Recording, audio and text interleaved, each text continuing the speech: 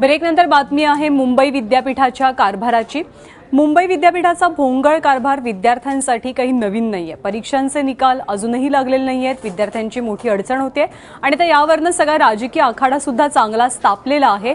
शिक्षण मंत्र्यांनी राजीनामा द्यावा अशी मागणी युवा सेनेचे अध्यक्ष आदित्य ठाकरे यांनी केली आहे। राज्यपालांची भेट घेऊन आणि या सगळ्या संदर्भात विद्यार्थ्यांशी आम्ही बातचीत केली असता त्यांना राजकारणाचं काही पडलं नाहीये। त्यांना वेळेत त्यांचा निकाल हाती हवाय। कदाचित लवकरच पोर्टफोलिओ वगैरे बदलले जातील। त्याच्यात शिक्षण मंत्र्यांना किती हे खातं जमतंय आणि व्हाईस चान्सलरना हे बघणं गरजेचं आहे।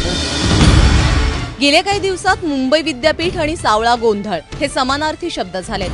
त्यामुळे शिक्षण मंत्री आणि मुंबई विद्यापीठाचे कुलगुरू यांची हकालपट्टी करा अशी मागणी युवा सेना प्रमुख आदित्य ठाकरेंनी केली आहे।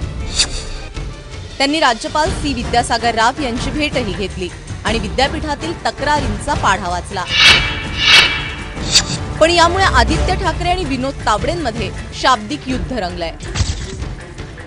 शिक्षण मंत्र्यांना आणि व्हाईस चान्सलरना ह्या खात्यात किती हे कारभार जमतोय हे देखील बघणं गरजेचं आहे आणि म्हणून मी हीच मागणी करीन मुख्यमंत्र्यांना की आपण जसं आता कदाचित लवकरच पोर्टफोलिओ वगैरे बदलले जातील। त्याच्यात शिक्षण मंत्र्यांना किती हे खातं जमतंय आणि व्हाईस चान्सलरना हे बघणं गरजेचं आहे। शिक्षण मंत्र्यांचा राजीनामा आणि नक्कीच राजीनामा मागता तुम्ही? नक्कीच आम्ही मागतो, पण आम्ही मागण्यापेक्षा त्यांनी बदल केला तर मला वाटतं अजून चांगलं होईल। युवा सेनेचे प्रमुख आदित्य ठाकरे यांनी शिक्षण मंत्री आणि कुलगुरूंचा राजीनामा मागितला आहे। कुलगुरू तर एकच आहे, त्याने बहुधा संजय देशमुखांचा मागितला असेल। उच्च शिक्षण राज्यमंत्री आहेत, बहुधा रवींद्र वायकर त्यांचा मागितला असेल।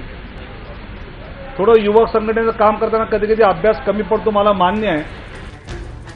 मुंबई विद्यापीठाचा निकाल रखडलाय। आतापर्यंत काही लाख उत्तरपत्रिकाच तपासून झाल्या आहेत। उर्वरित उत्तरपत्रिका 31 तारखेपर्यंत तपासून होणं शक्य दिसत नाही।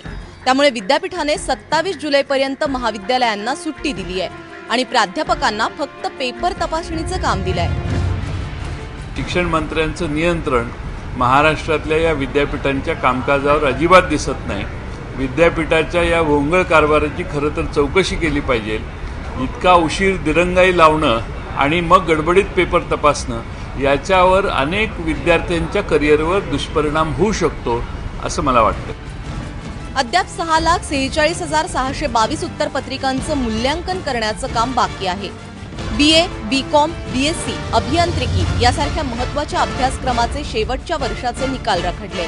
जवळपास 2 लाख उत्तरपत्रिका तपासून देण्याचं काम नागपूर विद्यापीठानं स्वीकारलेलं आहे। म्हणजे 4,46,000 उत्तरपत्रिका तपासण्याचं काम अद्यापही बाकी आहे।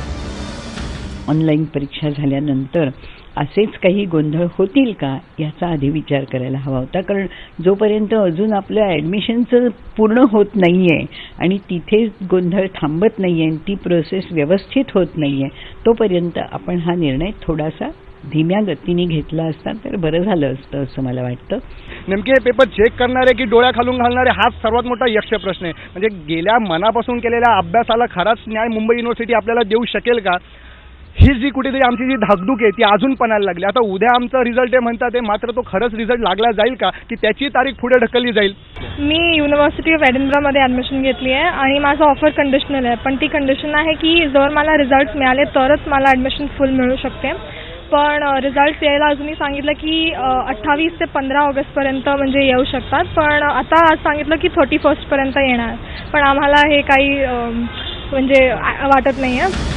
या सावळ्या गोंधळाच्या पार्श्वभूमीवर मुंबई विद्यापीठाचे कुलगुरू संजय देशमुख यांच्यावर कारवाई होण्याची शक्यता आहे। पण कुलगुरूंवरती फक्त कारवाई करून मुंबईतल्या विद्यार्थ्यांचं शैक्षणिक नुकसान भरून निघणार आहे का, हाच खरा प्रश्न आहे। रोज नवीन निर्णय, रोज नवीन गोंधळ, हे मुंबई विद्यापीठाच्या निकालाचं जणू समीकरणच बनलंय। यामध्ये आता दिवस उरलेत फक्त 7 आणि जवळपास 6.5 लाख उत्तरपत्रिका तपासण्याच्या बाकी आहेत। 31 जुलैनंतर किती उत्तरपत्रिका तपासायचं काम बाकी राहणार हे जरी चित्र स्पष्ट होणार असलं तरी विद्यार्थ्यांचं यामध्ये किती नुकसान झालंय याचं उत्तर आता मुंबई विद्यापीठाला द्यायचं आहे। वैभव परबसह वेदांत नेत, ABP माझा, मुंबई।